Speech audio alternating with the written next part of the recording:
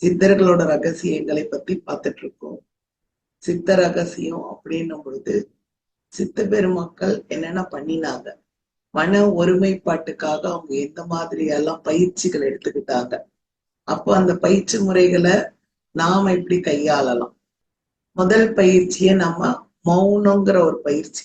முதல் பயிற்சியே மௌனங்கிற பயிற்சி. அதே மாதிரி மந்திரங்களை ஜபித்தல்.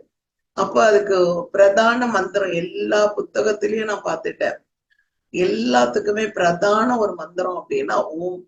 ஓம் இப்ப அகத்தியர் திருவடி போற்றி, ஓம் அகப்பை சித்தர் திருவடி போற்றினா, ஓம் இல்லாமல் ஓம் சரவணபவா போற்றி, ஓம் நமச்சிவாயா போற்றி, ஓம் நாராயணா போற்றி, ஓம் சக்தியே போற்றி. அப்போ ஓம் தலையான மந்திரம்.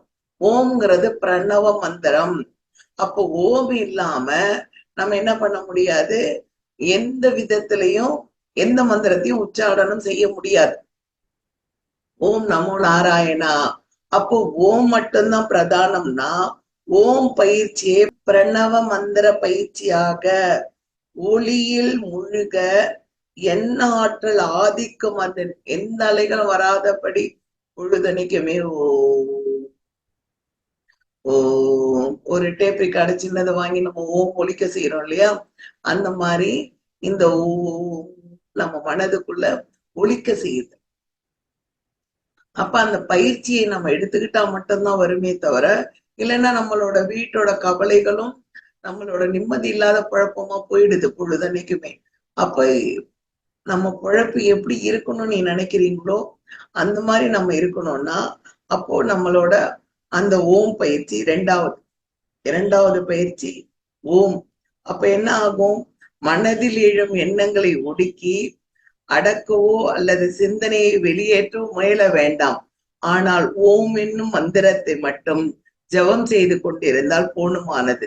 இதுல முதல் விஷயம், உங்கள் விருப்பத்துக்கு ஏற்ற உருவத்தை, எந்த முருகனையோ விநாயகரையோ எது கும்பிடணும்னு நினைக்கிறியோ உங்களது விருப்பத்துக்கு ஏற்ற, ஏன்னா எனக்கு எங்க ஐயா லிங்கம் கொடுத்தாரு, விருப்பத்துக்கு ஏற்ற ஆத்ம வழிபாடான ஒரு இஷ்ட தெய்வத்தை நாம் ஏத்துக்க வேண்டும். ஆத்ம குலதெய்வம் எதுவாக இருந்தாலும் நம்ம ஆத்மபூர்வமான ஒரு வழிபாடை செய்ய வேண்டும். அப்புறம் இரவு 10 மணி முதல் நமக்கு நேரம் கிடைக்கும் பொழுதெல்லாம் எந்த எந்த மாதிரியான திருவடி வணங்கலாம். இப்ப தெரிஞ்சிடுச்சு இல்லையா, நமக்கு ஏதோ ஒரு சித்தரோ, இப்ப சிவலிங்கம் எடுத்துக்கிட்டோம்னா, அப்பவே ஐயா உயிரோட இருக்கும் போதே ஐயாவோட போட்டோ எல்லாம் கொடுத்துருந்தாங்க. ஐயா முற்றும் துறந்தவர், குடும்பம் கிடையாது ஐயாக்கு, பிள்ளை குட்டி எதுவும் கிடையாது. அதனால அவருக்கு அவர் போட்டோ வச்சு நாங்க ஒரு ஊதுவத்தி ஏத்தி வச்சாலே ஐயாக்கு அங்க தெரிஞ்சிடும் என்ன நடக்குதுன்னு சொல்லிட்டு, அந்த மாதிரி அவங்க முற்றும் துறந்தவங்க. அதனால நமக்கு பிரச்சனை இல்லை, எல்லாரும் போட்டோ வச்சுட்டு நாங்க வணங்கணும். அப்போ நம்ம அந்த போட்டோ வச்சுட்டு அவங்களோட அந்த குரு திருவடி போற்றி வணங்குதல், அப்புறம் மௌன பயிற்சி ஏற்படுத்துதல், அதுக்கப்புறம் மந்திரங்களை ஜபித்தல், அறிவொழுக்கம் என்னும் பேராசைக்கு இரையாகாமல் அப்புறம் என்ன பண்ணோம், சிந்தனை செய்ய வேணும். மற்றவங்களை பத்தின சிந்தனையை நம்ம மைண்ட்ல ஏத்திக்க கூடாது. அப்படி நம்ம ஏத்துக்காம வாழறோம் அப்படின்னு சொன்னா அது பெரிய கலை. மற்றவங்களை பத்தி சிந்தனை, மற்றவங்களை பத்தி எந்த விதமான விருப்பு வெறுப்பு இல்லாமல் இருப்பது, மற்றவங்க இப்படி பண்ணிட்டாங்க அப்படி பண்ணிட்டாங்க அப்படிங்கிற ஒரு எண்ண ஓட்டம் இல்லாமல் ஒரு வாழ்க்கையை நாம் நடத்துறோம். அடவிடுமா பாத்துக்கலாம் அப்படின்றாங்கன்னா அவங்க கிட்ட அந்த எண்ண ஓட்டம் இல்லை. அதை விடாப்பிடியா பிடிச்சு பேசுறாங்க அப்படின்னா அது மற்றவங்க மேல திணிக்கப்படுற எண்ணம். அப்ப நம்ம இந்த பயிற்சியில எல்லாம் இருக்கோமா அப்படின்னு நம்ம பாத்துக்கணும். அதுக்கப்புறம் எதிர்மறை எண்ணங்களை நீக்குதல், மனதுல எதிர்மறையான எண்ணங்களை நீக்குதல். அதுக்கப்புறம் எண்ணங்களை எந்த விதத்திலையும், எந்த ஒரு வழிபாடுலையும், எந்த ஒரு உற்றார் உறவினரோட நம்ம நெகட்டிவான வேர்ட்ஸுகளை பேசாமல் பத்திரமாக கவனம் செலுத்துதல், அந்த வார்த்தையின் மீது கவனம் செலுத்துதல். அப்புறம் அனைத்து உயிர்களையும் நேசித்தல். அப்புறம் 9, மனதில் கடந்த கால நிகழ்வுகளை நினைத்து எதிர்காலத்தை பத்தி கவலைப்படுறது. கடந்த காலம் நான் இப்படி வாழ்ந்தேம்மா, இப்ப எதிர்காலம் எனக்கு என்ன ஆகுமோ தெரியாது, இல்லை என்னோட எதிர்காலம் எனக்கு இப்போ உடம்பு சரியில்லை, நான் எதிர்காலத்துக்கு எப்படி போயிடுவோன்னு தெரியல அப்படின்னு நினைச்சு நம்ம பொழுதனைக்கும் கவலைப்படுறது. ஒரு அறியாமையினால ஒரு தீங்கு செஞ்சிட்டோமா, அன்னைக்கு என்னவோ எனக்கு புத்தி புரியல, அறியாமையினால் செஞ்சேன், புரியாம செஞ்சிட்டேன் அப்படின்னு சொன்னா அது பாதகம் இல்ல, அதுல பாதகம் இல்ல. ஆனா அறிஞ்சு ஒரு புரியுற அளவுக்கு ஒரு படிப்பாளி எல்லாம் இருந்து செஞ்சிட்டா காலத்துக்கும் அந்த தண்டனைக்கு நம்ம என்ன பண்ணுமா, மன்னிப்பு கேட்டுட்டே இருக்கும். அறியாமை என்ற இருளை விளக்குறது தான் இறைவனோட கோட்பாடு. ஆனா அறியாமையினால செஞ்சிட்டேன் அப்படின்னா, பாமர மக்கள், இப்ப படிப்பறிவு இல்லாதவங்க, எதுவுமே உலக அனுபவமே இல்லாம வீட்டுல இருக்கிறாங்க, அவங்க செய்யறாங்க அப்படின்னு சொன்னா அறியாம. ஒரு படிப்பறிவு இருக்கு, நான் பிஹெச்டி பண்ணிட்டேன், எம்ஃபீல்டு பண்ணியிருக்கிறேன், ஆனா எனக்கு அந்த அறியாமை எனக்கு நிறைய இருக்கு அப்படின்னு சொன்னா அதுக்கு இறைவன் ஒண்ணும் பண்ண முடியாது. இறைவன் அதற்கு கூற்றாகவோ இல்ல அதை நீ புரிஞ்சுக்காதையோ சொல்லவே இல்லை அவர், இல்லையா? எந்த விதத்திலையும் சொல்லல. அப்ப அந்த அறியாமைங்கிற இருளை நீக்குவதற்காகத்தான் ஒரு பயிற்சியை நம்ம மேற்கொள்றோம். என்ன பயிற்சி மேற்கொள்றோம்? நம்ம எல்லா விதத்திலையும் ஒழுக்கம், கட்டுப்பாடு, கண்ணியம் இருக்கணும்னு இருக்கிறோம். ஆனா அதுக்கும் மீறி எனக்கு அறியாம நீ சொல்லிட்டே இருக்கிறதுனால எந்த விதமான பயன்பாடும் இல்லை, அதை நீ புரிஞ்சுக்க முயற்சி பண்ணலன்னு அர்த்தம். இப்ப தியானத்துக்கு வந்துட்டோம், தியானத்தை பத்தி புரிதல் வேணும். அப்ப அந்த புரிதல் அங்க எனக்கு இல்ல அப்படின்னு சொன்னா யார் மேல தப்பு? குரு மேல தப்பா, இறைவன் மேல தப்பா, இல்ல நீ புரிஞ்சுக்காததுனால தப்பா, இல்ல புரிஞ்சும் புரியாம அந்த வழியில நடக்காதது தப்பா? நிறைய நினைச்சு பாருங்க. ஒரு வழி கோடுதான் நாங்க காட்டுவோம். சித்தர்கள் கூட என்ன சொல்றாங்க, ஒரு வழி காட்டிடும், ஒளி காட்டுறோம். அந்த ஒளி தெரிஞ்சதும் இருட்டுல இருக்கிறவனுக்கு என்ன பண்ணுவான், அங்க ஒரு ஒளி தெரியுதுன்னு அந்த வெளிச்சத்தை நோக்கி நடக்கணுமே தவிர, பொழுதன்னைக்கு ஒரு குரு நமக்கு தூண்டி விடணும், நம்மள மேல ஏத்தி விடணும்னு நினைக்க கூடாது. நம்ம ஒரு வாட்டி குழம்பு வைக்கிறோம், ஒரு வாட்டி உப்பாயிடுது, ஒரு வாட்டி உப்பு இல்லாம செய்யறோம், அப்புறம் நாளடைவுல நமக்கு பழக்கம் வந்துடுது. அப்ப எதனால உனக்கு சமையல் பழக்கம்? சமையல் பண்றதுக்கு இப்ப பட்டய படிப்பு படிக்கிறாங்க, அந்த காலத்துல எதுவும் கிடையாது. அப்ப அவங்களாதானே இத போட்டா இத அறுசுவையை எப்படி ஊட்டி சமைக்கலாம் நாம பெரியவங்க கத்துக்கிட்டாங்க, அதுக்கு பிரகாரம் அம்மா வழி வருது, அப்புறம் நம்ம கத்துக்கிறோம், நம்ம பிள்ளைங்க கத்துக்குது. அப்போ ஒரு பழக்கம், சமையல்ங்கிறது ஒரு முக்கியமான கலை. எல்லா குழந்தைகளுக்கும் எனக்கு செய்யவே தெரியாதுன்னா கூட காப்பி போடவாது கத்துக்குது இல்லைங்களா? அப்ப அது எப்படி, அதை தானும் குடிக்கணும், தான் குடிச்சு பாக்குறோம், அடுத்தவங்களுக்கு கொடுக்கும் பொழுது சர்க்கரை இருக்கா இல்லையா பார்த்து கொடுக்குறோம்ல. அந்த மாதிரிதான் ஆன்மீகம் என்னும் அந்த ஆன்மாவை, உள்ளிருக்கிற ஆன்மாவை அறிஞ்சு கொள்றதுக்கு சித்தர் வழிதான் சித்தர்களே சொல்லணும்ல. அவங்க சொல்லிட்டு போன அந்த ஓலைச்சுவடிகள்ல இருந்து அந்த புத்தக வாய்களாக நம்ம படிக்கும் பொழுது, பெரியவங்க சொல்றதை கேட்கும் பொழுது, இந்தந்த வழியில போனா இதை நம்ம விடலாம், அப்ப இந்த மாதிரி செய்யலாம் அப்படின்னு சொல்லும் பொழுது நம்ம என்ன பண்ணுவாங்களாம், நமக்கு அவங்க உடன் கூட இருந்து உதவி செய்ய வருவாங்க. அதுக்குதான் அவங்க என்ன சொல்றாங்க, உன்னோட இஷ்ட தெய்வத்தை முதல்ல பிடிச்சுக்கோ, குல தெய்வத்தை பிடிச்சுக்கோ, அதுக்கப்புறமா என்ன செய்ய சொல்றாங்க, மூச்சு கவனி, ஒழுக்க நெறியில வாழு, எந்த பக்கத்துல உனக்கு நினைவு வந்தாலும் ஓம்ங்கிற பிரணவம் தலையான பிரணவம் மந்திரம். எல்லா சித்த புக்குலயுமே ஓமுக்கு மிஞ்சின ஒரு பிரணவ மந்திரம் வேற எதுலயுமே இல்லைன்றாங்க. அப்போ ஓம் தான் பிரணவ மந்திரம் அப்படின்னா அந்த ஓம தவிர ஓம் மட்டுமே சொன்னா கூட போதும். நீ பெரிய திருவாசகம் ஓத வேணாம், தேவாரம் படிக்க வேணாம், அகவல் படிக்க வேணாம், திருவருட்பா படிக்க வேணாம், ஔவையார் படிக்க வேணாம், எதுவும் வேண்டாம். அப்போ ஓம் தலைனா ஓம மட்டுமே ஓத சொல்றாங்க. அந்த ஓமை எப்படி சொல்லணும், நம்ம குண்டலி சக்தி எழுப்புற மாதிரி ஓம்னு எழுப்பி வானத்தை தொட்டுக்கிட்டு உள்ள நிக்கிற மாதிரி நாம பாவனையோட அதை ஓத கத்துக்கிட்டோம்னா ஓதுதலுக்கு அரிய இன்னிசையாக மாறிடும். புரியுதுங்களா? அப்ப அது ரொம்ப நமக்கு ஒரு மந்திர உச்சாடனமாகும், வீட்டுல ஒழிக்கிற ஒரு சக்தியாகும். எப்போ எது ஒண்ணும் நம்ம கடமையை செஞ்சுட்டு தான் நம்மளோட நம்மளோட இஷ்டத்துக்கு நம்ம போக முடியும். நான் எல்லாத்தையும் திறந்துட்டேன், எனக்கு எதுவும் இல்ல, எனக்கு பையன்தாம்மா, நான் விட்டுட்டு போயினே இருப்பேனா, அப்ப பையன் வாழ்க்கை அது பார்த்துக்கினே போவேனா, பையன் வாழ்க்கை புள்ள வாழ்க்கைன்னு. அவனுக்கு ஒரு திருமணம்னு ஒரு பந்தத்தை ஏற்படுத்திட்டியா, அப்போ கணவருக்கு சுவாதம் போடவோ இல்ல அவர் பார்த்துப்பாரு, அவர் உன்ன மாதிரியே ஒரு ஆன்மீகத்துல இருக்காரா, நடைய கட்டிக்கலாம். நம்ம எங்க வேணாலும் ஒரு பையன் மாட்டிக்கலாம், போய்கிட்டே இருந்துடலாம். ஆனா நமக்கு ஒரு பெண் குழந்தைங்க எல்லாம் வச்சுன்னு இருக்கணும். ஐயா அவங்க அம்மாவே சன்னியாசிய ஓடி போயிடுச்சான், பொழுதன்னைக்கும் சாமியை கும்பிட்டுன்னு இருக்கான் அப்படின்னு சொல்லி, பெரிய பொண்ணெல்லாம் எவனும் கட்டிக்க மாட்டான், நீ வேற கருப்பா வேற பெத்து வச்சிருக்க. நாளடைவில் அது என்ன ஆச்சு, அதையும் இறைவன் மாத்தி கொடு, நல்ல படிச்ச மாப்பிள எல்லாமே. அப்போ இறையருள் இருந்ததுன்னா எல்லாம் வரும். நம்ம அப்ப என்ன பண்ணோம், பதுங்கி வாழ கத்துக்கிட்டோம். யாருக்கும் தெரியாது. பீரோல வச்சு லிங்கத்தை பூஜை பண்றது, அப்புறம் ராத்திரி ஆனா உட்காந்து யார் எது இருக்கும் அவங்க என்னென்ன சொல்றாங்களோ அந்த வேலையெல்லாம் செய்யறது. இப்படி வீட்டுல இல்லாம முழுக்க நான் வெளியில தான் எனக்கு வேலைன்னு வச்சுக்கோங்க. ஆனாலும் பொழுதன்னைக்கும் நம்ம அப்படியே இருக்க முடியாது. அப்ப பயிற்சி, மனப்பயிற்சியில மட்டும் விடாமுயற்சி இருந்தது, விடாமுயற்சி இருந்தது. அப்புறம் உங்களோட அறியாமையும் இயலாமையும் தெளிவாக புரிஞ்சு கொள்ளுங்க. அறியாமனா என்ன, இயலாமனா என்ன? அறியாமங்கிற இருளை போக்கத்துக்கு தான் நான் இவ்வளவு நேரம் இயலாமனா என்ன? அப்ப ரெண்டுத்துக்கும் உள்ள டிஃபரன்ஸை எழுதி வச்சுக்கோங்க, அறியாமைக்கும் இயலாமைக்கும் உள்ளது. அதுக்கப்புறம் உங்களுடைய செயல் வரம்புகளை, வருமான வரம்புகளை கொண்டு திட்டமிட அவசியம். நம்ம எந்த ஒரு செயலா இருந்தாலும் நம்மளோட வருமானம் இதுதான், அப்ப இந்த வருமானத்துக்கு ஏத்த மாதிரி நம்ம குடும்பம் நடத்தணும்.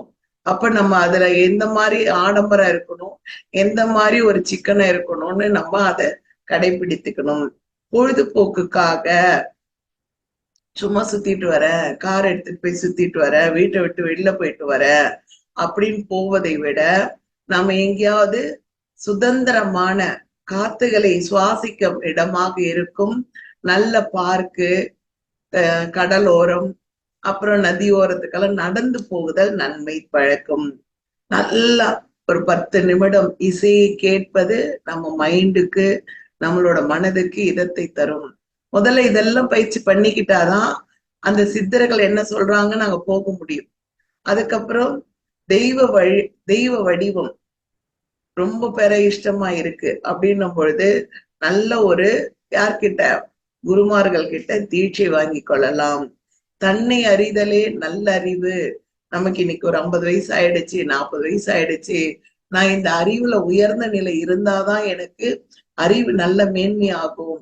அப்ப நான் இந்த அறிவுல நிக்கணுமா, அப்ப நான் எந்த மாதிரி இருக்கணும்னு ஏதாவது ஒரு வழக்கத்தை பழக்கமாக்கணும். அந்த பழக்கத்தை ஒழுக்கமாக்கிட்டோம்னா நம்ம வாழ்நாள் முழுவதும் சாவாமல் கடைபிடிச்சிட்டு வந்துடலாம். அதுக்கப்புறம் எப்பவுமே உலகத்துல இருக்கிற எல்லா உயிர்களையும் நேசிக்க முதல்ல கத்துக்கணும். தாவரத்துல இருந்து விலங்குல இருந்து எல்லாத்தையும் எப்ப பார்த்தாலும் கடுகடுன்னு எதிர்த்து பேசுறது, ஒரு சிடு சிடுன்னு மூஞ்சில ஒரு மகிழ்ச்சியே இல்லாம வச்சுன்னு இருக்கிறது, அது தியானத்துக்கோ சித்தர்களை பார்க்கறதுக்கோ முதல்ல உனக்கே அது நல்லது இல்ல. அதே மாதிரி மனசஞ்சலம், ரொம்ப மனசஞ்சலம் இருக்குமா எனக்கு, யார்கிட்டயாவது ஒரு உண்மையை சொல்லக்கூடிய ஒரு குருவையோ நல்ல நண்பரையோ நீ முதல்ல தேர்ந்தெடுத்து, நல்ல குரு இருந்தாங்கன்னா அவங்கள விட்டு மனசு விட்டு பேசி அந்த காலடியில சரணாதிக்கும். இல்ல நல்லா எனக்கு உடன் பிறந்த மாதிரி, என் கூட பிறந்த சகோதரி மாதிரி எனக்கு ஒரு நட்பு இருக்கு அப்படின்னா அதோட பகிர்ந்துக்கும். அந்த உள்ளத உள்ளபடி யார்கிட்டயுமே சொல்ல முடியாம மறைச்சு மறைச்சு வச்சுக்கிறதுங்கிறது நல்லதல்ல. அப்ப யாருக்காவது தெரியணும்ல உன்னோட இஷ்டம் என்ன, உன்னோட சந்தோஷம் என்ன, உன் மகிழ்ச்சி என்ன, உன் கவலை என்ன, உன் துயரம் என்ன அப்படின்னு. ஏதோ நமக்கு ஒரு சில நேரம் தங்கச்சிங்க கூட நமக்கு உதவியா இருப்பாங்க, அது ரேர். ஒரு சில நேரம் கூட பிறந்த அண்ணன் தம்பிங்க இருப்பாங்க, ஒரு சில நேரம் ஃப்ரெண்டுங்க இருப்பாங்க. இல்ல ஒரு சிலருக்கு புருஷனே கூட அப்படி நண்பரா அமையலாம். யாராருக்கு எது அமைந்திருக்கோ அதை பிடிச்சுக்கணும். கிடைக்காத ஒண்ணு பார்த்து நம்ம ஆசைப்படக்கூடாது. அதே மாதிரி மகிழ்ச்சியை எவருடனும் பழகவும் போக்கிக் கொள்ளவும். நம்ம மகிழ்ச்சியை எல்லாரோட பழகிக்கிறோம். சந்தோஷமா ஒரு இடம் போறோம் வரும் 10 பேரா சந்தோஷத்தை அனுபவிக்கிறோம். அந்த மாதிரி நமக்குள்ள ஒரு துக்கம் இருக்குன்னா அந்த துக்கத்தை பகிர்ந்துக்கிற மனப்பான்மை வர வேண்டும். அப்பதான் சொல்யூஷன் கிடைக்கும். உனக்குள்ளேயே நீ வச்சிட்டு இருந்தா அதுக்கு எந்த விதமான பயனும் கிடைக்காது. அட்லீஸ்ட் கல்ல பார்த்து இறைவனை பார்த்து சொல்லக்கூடிய ஒரு ஒரு நல்ல ஒரு சக்தியாவது நம்ம ஏற்படுத்தினோம். இல்ல படத்தை பார்த்து கத்துறா மாதிரியாவது எதுவுமே இல்லாம உனக்குள்ளே வச்சிட்டு இருந்தா உடல் என்ன பண்ணும்? அரிச்சு போயிடும். அப்போ அதே மாதிரி உடல் வழி வர இன்பத்தை நோக்கி நடக்கக்கூடாது. உடல் வழி எந்த விதமான நோக்கி அதே மாதிரி மதம், இவங்க இந்த மதம் இந்த மாதிரியான மத பிரச்சனை உடையவங்க, இவங்க கூட எல்லாம் நான் பழக மாட்டேன், இவங்க கூட எல்லாம் நான் இருக்க மாட்டேன், இதுவும் தடுத்துடணும். அதே மாதிரி பக்குவம் பெறுவதற்கான மன ஆற்றலை மிகவும் கவனமாக செயலுக்கு கொண்டு வர வேண்டும். நாம இந்த மாதிரி ஒரு பக்குவ நிலையில இருக்கிறோம். அந்த பக்குவ நிலையில நான் இருந்தால்தான், பக்குவம் அடைந்தால்தான் ஒரு மாவு புட்டு எடுக்க முடியும். புட்டுக்கு மாவு பிசைறோம்னு சொன்னா பக்குவமா அதுக்கு தண்ணி தெளிக்கணும், உப்பு போடணும், திருப்பி நம்ம என்ன பண்ணணும்? கூட்டணும், வேக வைக்கணும், இவ்வளவு வேலையா இருக்கு. அப்போ ஒரு பக்குவ நிலை அடைந்த பிறகுதான் அதுல என்ன பண்றோம்? தேங்காய் திருவி கொட்டி சர்க்கரையை போட்டு ஏலக்காய் போட்டு மணக்க மணக்க நெய்யை ஊத்தி நம்ம சாப்பிடுறோம். இல்லைன்னு சொன்னா அது பக்குவம் வராதது மாவா இருந்ததுன்னா சாப்பிட முடியாது.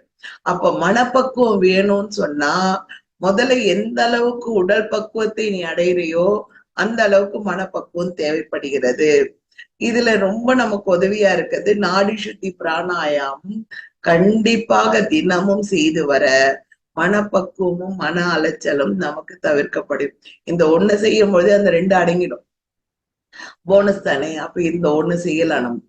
அதுக்கப்புறம் முக்கியமான நாட்கள் அப்படிங்கிற நாட்கள் இந்த தியானத்துக்கு கிடையாது. எப்பொழுதும் இரவு நமக்கு 7 மணில இருந்து ஒரு 1 மணி நேரம் தியானம் செய்ய முடியும்னா செய்யலாம். இல்லம்மா என்னால செய்ய முடியாதுன்னா இரவு 10ல இருந்து 12 இப்படி எப்ப படுக்கிறீங்களோ அப்போ 1 மணி நேரம் அமர்ந்துட்டு போறது. அப்புறம் உங்களோட திட்டங்களை ஆழ் மனதில் கொண்டு சென்று விதை விதைக்க வேண்டும். அப்ப ஆழ்மனம் எங்க இருக்கு? ஆழ்மனதுக்கு எப்படி போறது? ஆழ்மனம் போற வழி தெரியல எனக்கு அப்படின்னா ஆழ்மனம் அப்படிங்கிறது எப்படி உள்ள போக முடியும்? மனம்ங்கிறது மேலோட்டியா இருக்கும். மனம் சரியில்லை, மனம் சரியிருந்தா எல்லாம் சரியா இருக்கும். ஆனா மனம் சரியா இருக்குதா இல்லையா அப்படிங்கறது கேள்வி இல்லை. ஆழ்மனதுக்கு எப்படி போறது? இந்த ஓம் சொல்லும் பொழுதே நான் எத்தனை வாட்டி சொல்றேன், ஓம் சொல்லும் பொழுதே கீழே இருந்து குண்டலிங்கிற அந்த கீழே இருந்து நம்ம இழுக்கும் பொழுதே ஆழ் மனதுக்கு நாம எப்படி தண்ணி எடுக்கிறோம்னா ஊற்று எங்க தோண்டுது? கீழே மண்ணுக்கடியில இல்லையா? அப்போ மண்ணுக்கடியில தோன்ற ஊற்று மாதிரி நமக்குள் இருந்த ஆழ இருக்கிற அந்த குண்டலிங்கிற சக்தி கிட்டதான் அந்த ஆழ் மனமும் இருக்கிறது. அப்ப குண்டலி சக்தியை நீ தட்டி எழுப்ப எழுப்ப ஆழ் மனம் உறங்கி இருப்பது எழுந்துவிடும். அப்போ முதலாவது ஒரு வேலையே நீ தியானிக்கணும். தியானத்துல பார்க்கணும், என்ன வருதா, கோபம் வருதா, சிந்தனை வருதா, யார் மேலனா விருப்பு வருதா, யார பத்தினா பொழுதனைக்கும் நினைச்சுட்டு இருக்கோமா, பொண்ணை பத்தி அதிகமா என்ன வருதா, பையனை பத்தி வருதா, மற்ற இல்லை இதர நம்மளோட பழகினவங்களை பத்தி வருதா, இதையெல்லாம் என்ன பண்ணணுமா? நோட் எடுத்து எடுத்து எடுத்து எடுத்து எடுத்து நாளடைவுல 3 மாத காலங்கள் ஆகும் உள்ளே இருந்து அந்த குப்பைகள் எல்லாம் வெளில வருது. அதுக்கப்புறமா நமக்கு இதெல்லாம் காலியானதுக்கு அப்புறம்தான் உங்கள் மீதே உங்களுக்கு நம்பிக்கை பெருக்கம் வரும். உங்கள் மீதே உங்களுக்கு நம்பிக்கை பெருக்கம் வரும். சிந்தனையை பகுத்தாய்வு பண்ணுவதற்கு ஒரு செயல்பாடு திறன் கிடைக்கும். அப்ப நம்ம சிந்தனை நினைக்கிறது நல்ல சிந்தனையா கெட்ட சிந்தனை, இந்த எண்ணும் பொழுதே வேதாதிரி மகரிஷி சொல்லுவாரு, எண்ணம் எழும்போதே அந்த எண்ணம் எழற புள்ளி இருக்கு இல்லையா, இந்த எண்ணம் எதனால எழுது? இந்த எண்ணம் வர காரணம் என்ன, இந்த எண்ணம் வர்றதுனால தீமையா நன்மையா, இந்த எண்ணம் வந்த பிறகு இது எங்க போய் முடியும் அப்படிங்கிற ஒரு காரணத்தை நீ அறிஞ்சிட்டேனா, அந்த எண்ணம் எழும்போது அங்க என்ன பண்ணிடலாம், நம்ம வேரோடு பிச்சு போட்டணும். வீடு கட்டணுங்கிறது ஆசை. அப்ப அதை முதல் வைக்கணும், வச்சோம்னா அதை எப்படி திருப்பி கட்டணும், அப்ப ரெண்டும் தெரியணும். தெரிஞ்சாதான் அங்க வீடு கட்டுறதுக்கு நம்ம முதலீடு செய்ய முடியும். மண்ணே இல்லை என்கிட்ட, ஆனா வீடு கட்டணம் மட்டும் ஆசை இருக்கு, அது எப்படி வரும்? நம்ம விதி அமைப்பு இருந்ததுன்னா கொண்டு வந்து கொடுப்பாங்க. எனக்கு எதுவும் வேண்டாம்ப்பா, உள்ளது போதும், நான் எதையும் ரொம்ப நேசிக்கவும் இல்லை கேட்கவும் இல்லை அப்படின்னா அது அதனோட வேலையை செய்யும். நமக்கு விதி இருக்குன்னா அது தன்னால அவங்க கொண்டு வந்து கொடுத்துட்டு போயினே இருந்துருவாங்க. சூழ்நிலைக்கு ஏற்ப மனமாற்றத்தை கொண்டு வருதல். சூழ்நிலைன்னா இப்ப ஒரு கல்யாண வீட்டுக்கு போறோம், ஐயோ நானு சன்னியாசியா போறதுக்கும் எனக்கு சித்தர்கள் தரிசனம் கொடுக்கறதுக்காக நான் விரதம் இருக்கிறேன், நான் அதுக்குண்டான கொள்கையில நான் அப்படியே விடாப்பிடியா உட்கார்ந்து இருக்கேன், அதனால நான் இங்கெல்லாம் சாப்பிட மாட்டேன்ப்பா, நான் இதெல்லாம் இப்படி இருக்கப்பா அப்படி இருக்கப்பான்னு பறைசாற்றுதல் கூடாது. அந்த 10 பேரோட ஒன்னா நீ உட்கார்ந்து என்ன பண்ணிடணும், ஒழுங்கா மூடின்னு சாப்பிட்டுட்டு வந்துடணும். ஏன்னா திருமணத்துக்கு நம்மள பத்திரிகை வச்சு கூப்பிட்டுட்டாங்க, கூப்பிட்டதுக்கு அப்புறம் நம்ம போக மாட்டேன்னு சொல்ல முடியாது, போய் தான் ஆகணும். போனதுக்கு அப்புறம் அங்க நம்ம சாப்பிட மாட்டேன்னு ஜம்பாடிக்கிறோம் பாருங்க, அது தப்பு. அதுக்கு முதலே போகாம வீட்டுல இருக்க வேற யாரையாவது அனுப்பி விட்டுறலாம். புரியுதுங்களா? அந்த மாதிரியான ஒரு கூற்றை நீங்க பார்த்துக்கணும். அதே மாதிரி குறிப்பிட்ட நேரத்துல நம்ம சாப்பிடுறது, அதுக்கப்புறம் அல்லது சாப்பிடறதுக்கு முன்னாடி நம்ம நடைபயிற்சி மேற்கொள்ளுதல், தண்ணி குடிக்கிறது, இத மாதிரியான ஏதாவது ஒரு பழக்கங்களை, நல்ல பழக்கத்தை ஏற்படுத்தி கொள்ளுதல். உங்களுக்குள்ள இருக்கும் தெய்வீக ஆற்றலை வீட்டில் உள்ளபடியே பிரார்த்தனை செய்து, நம்ம குழந்தை, நம்ம குட்டிங்க, நம்ம வீட்டை தான் நம்ம சுத்தி இருக்கிறாங்க இல்லையா, பிரார்த்தனை செய்யும் போது அது எந்த அளவுல அந்த குழந்தைக்கு நிவர்த்தி ஆகுது அப்படி நமக்கு நாமே தான் பாத்துக்கணுமே தவிர, நான் வேண்டி நம்ம நடந்துடுச்சு, எனக்கு இந்த மாதிரிலாம் நடந்தது கொண்டதுன்னு சொல்லிட்டு நம்ம என்ன பண்ணக்கூடாது, டமார் அடிச்சுக்க கூடாது. கோபம் உண்டாகும் பொழுதெல்லாம் அந்த இடத்தில் இருந்து சிறிது தூரம் நகர்ந்து செல்லுதல் அல்லது நீர் அருந்துதல். இது 35 வாக்கியம் சொல்லிட்டார். நம்ம அடிப்படையா நம்ம எப்படி அறியிற புத்திய நம்ம தெரிஞ்சுக்கணும். சித்த பெருமாக்கள் வராங்களா வரலையா, அந்த வாசனை வருதா, அது அப்புறம் கதை.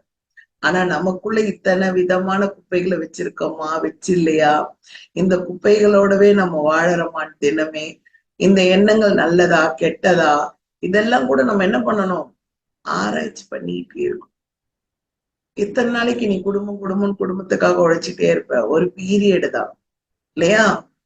அப்போ படத்தின் உருவத்தில் இருந்து நமக்கு ஒரு சில நேரம் பூக்கள் விழுவது, அங்கிருந்து உள்முகமாக நமக்கு பேச்சுக்கள் அறிவிப்பது, நமக்குள்ளேயே சொல்றது, இந்த மாதிரி செய், அந்த மாதிரி செய், நீ போற பாதை கரெக்டு தான், நீ இந்த மாதிரி பண்ணினேரு அப்படின்னு சொல்ற விஷயங்களை நமக்கு புரிதல் ஏற்படும். இத்தனை விஷயங்களை கடைபிடித்து ஒழுங்கான முறையில் நீ நடந்து வரும் பொழுது நமக்கு என்ன பண்ணும், இதையெல்லாம் கிடைக்க ஆரம்பிக்கும். ஆனால் மனம் நேராகத்தான் இருக்கிறதா, மனம் நேராகத்தான் இருக்கிறதா அப்படிங்கிறதுக்கு நமக்கு ஒரு சில நேரம் நம்ம நினைக்கிறதா நல்லதுன்னு நினைக்கும் இல்லையா. சில நேரம் தூக்கி போட்டுட்டு பிரம்மம் படைக்கும் பொழுதே நமக்கு இந்தந்த நேரத்துல இந்தந்த பேச்சு கிடைக்கணும், இந்த செயல்பாடு கிடைக்கணும், இந்த சொல்லை நான் காதுல வாங்கணும், இந்த இதுல இருப்பேன்னு ஒவ்வொரு அணுவுமே அவன் செக் பண்ணிட்டு தான் அனுப்புறான். பிறக்கும் பொழுது குழந்தை உள்ளுண்டு பிறக்குது, அதுக்கப்புறம் அது விரிஞ்சு விரிஞ்சு வளர்ந்து வளர்ந்து வளர்ந்து நல்ல நிலையில ஆகுது இல்லையா. அப்போ ஒரு 1/2 அடி குழந்தையோ 1 அடி குழந்தையோ 6 அடி மனிதனாகவோ 5 அடி மனிதனாகவோ வளர்வதற்கு உண்டான வித்து எங்க இருக்கே, அந்த கர்ப்பப்பையில விதையை விதித்து அனுப்புறாங்க. அப்ப விதைத்தவனுக்கு தெரியும் இந்த விதை நல் விதையா தீ விதையா. விதைத்ததுக்கு அப்புறம் அந்த வினையை 2 வழிய காட்டுறாங்க. நீ இந்த வழியில போனேன்னா இப்படி ஆகும், இந்த வழியில போனேன்னா இப்படி ஆகும். எந்த வழி நீ தேர்ந்தெடுக்கிறையோ அந்த வழியில போனோம்னா நாம கண்டிப்பாக சித்த பெருமானை காணலாம்.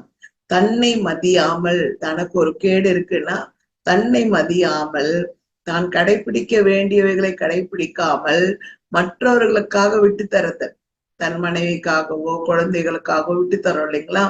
அந்த மாதிரி விட்டு தர்றது சில காலங்கள் விட்டு தந்து நான் இப்படிதான் அப்படின்னு புரியுற மாதிரி அந்த இடத்துல நின்னணும். நான் இப்படிதான் சொல்லிட்டு அந்த இடத்துல நின்னுட்டோம்னா புரிதல் ஏற்பட ஏற்பட எத்தனை ஆசைகளுக்கு அடிமையாக இருந்தாலும் கணவனோ மனைவியோ ஒரு காலகட்டத்துல இவர் இப்படித்தான், இவங்க பாட்டு நீ இவங்க வழியிலதான் நடப்பாங்கன்ற வழிக்கு வந்துருவாங்க. நீ சொல்லி புரிய வச்சு வர்றதுங்கிறத விட உன் செயல்ல காட்டு. சித்தத்தை நல்ல ஒரு பயிற்சி பண்ணி தொகுப்பான முறையில் வைத்துக் கொள்ள கற்றுக்கொள். சித்தம் தெளிய தெளிய உனக்கு சிவஞான போதம் கிடைக்க ஆரம்பிக்கும். சித்தம் தெளிய தெளிய எந்த சித்தரும் ரகசியமா நமக்கு உதவி செய்ய ஆரம்பிப்பாங்க. அப்போ நமக்கு ஒருமைப்பாடு வேணும்னா நிஷ்டை. நிஷ்டை என்பது என்னன்னா தியானம். அத நம்ம சொல்றோம், நிஷ்டை கை கூட கந்த சஷ்டி கவசம் இதனை சிந்தை கலங்காது தியானிப்பவர்கள். அதுல கூட பாலந்தேவராயன் அவர் எழுதுறது நிஷ்டை கை கூட. நிஷ்டை என்பது தியானம், ஒருமைப்பாடுடன் தாரணை செய்வது. ஒருமைப்பாடுடன் நம்ம ஏதோ கந்தஸ்ரீ கவசம் படிக்கிறோம் படிச்சிடறோமே தவிர அதுக்குள்ள சொற்களுக்குள்ள புதைஞ்சி இருக்கிற வார்த்தைகளை நம்ம தேடி எடுக்கிறது இல்லை. அதனால அப்ப நிஷ்டை என்பது தியானம். நிஷ்டை கை கூடிச்சுன்னா தியானத்துல நீ உட்கார்றதுக்கு ஈஸியான முறையில் ஆயிடும். தியானம் உட்காரும் பொழுது கண்ணை முடிக்கிட்டா பலவிதமான எண்ணங்கள் சிந்தனைகள் இதெல்லாம் வராது.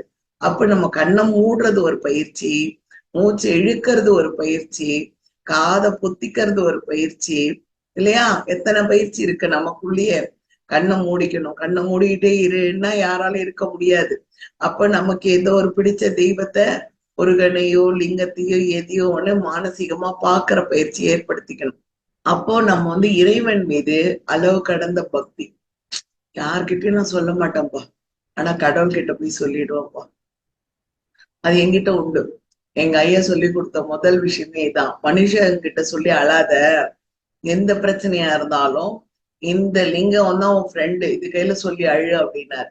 அதனால எனக்கு அந்த சிவலிங்கத்துக்கிட்ட சொல்ற பழக்கம். 2வது தவம் என்பது சமாதி நிலை. தவம் என்பது சமாதி நிலை. தவம் என்பது சமாதி நிலை. நிஷ்டை என்பது தியானம். தாரணையை பயிற்சி பண்ண பண்ண நிஷ்டை கை கூடும். நிஷ்டை எந்த அளவுக்கு இருக்கிறியோ அந்த அளவுக்கு தியானம் கை கூடும். தியானம் எந்த அளவுக்கு இருந்து கை கூடுறியோ அந்த அளவுக்கு சமாதி நிலை அடையலாம்.